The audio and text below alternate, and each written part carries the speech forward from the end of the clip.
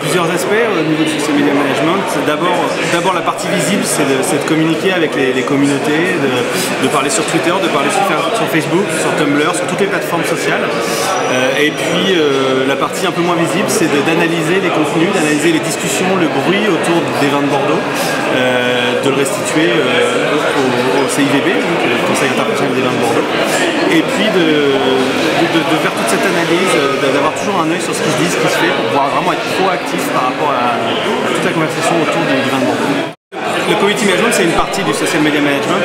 Il y a Twitter, Facebook, qui sont des vraies communautés de gens que j'agrège autour de moi. C'est aussi un de mes rôles de recruter ces personnes-là, d'agréger ces personnes-là, de leur parler, de leur répondre, etc. Mais il y a aussi tout ce qui est création de contenu sur les blogs, sur Tumblr, l'analyse, etc. Donc tout ça, ça fait que c'est du social media management. Ce n'est pas que du community management. Vraiment une vision globale des médias sociaux. J'ai notamment travaillé 2 ans en tant que consultant pour une chambre de commerce et d'industrie. Donc j'ai eu l'occasion d'accompagner les entreprises dans leur stratégie sociale, vraiment, qui est quelque chose qui est en train d'émerger en France. On ne le voit pas bien pour le moment, mais qui est quelque chose de très important.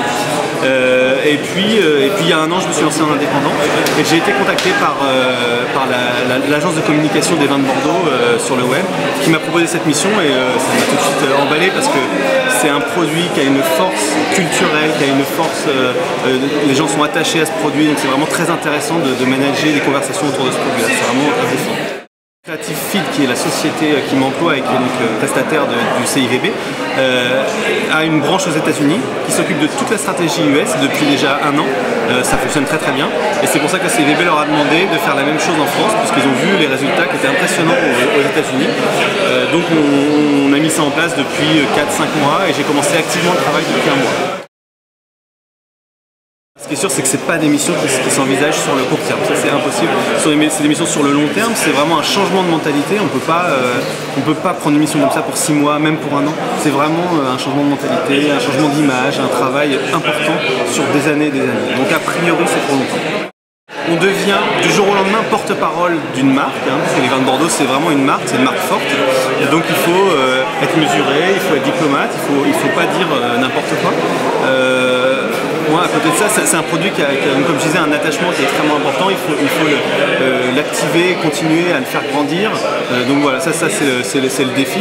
Il y a aussi, à Bordeaux, on a des spécificités. On a une image de marque qui est ce qu'elle est, c'est-à-dire qui est très forte, qui correspond à des valeurs très fortes de tradition, de convivialité, etc. Et puis à côté de ça, parfois ça peut desservir un peu. Donc il faut tourner tout ça de manière à être positif. Montrer aussi que les vins de Bordeaux sont des vins qui sont de plus en plus jeunes, de plus en plus ouverts, etc.